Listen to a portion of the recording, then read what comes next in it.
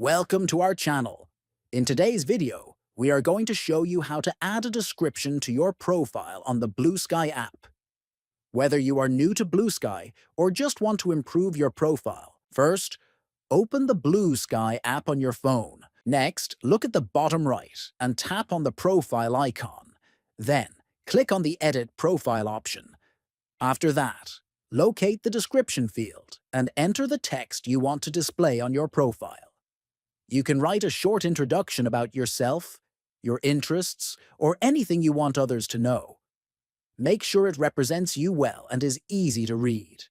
Finally, once you have entered your description, click the Save button at the top right corner.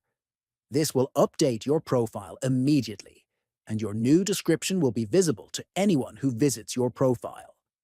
Remember to subscribe to our channel, like this video, and share it with your friends.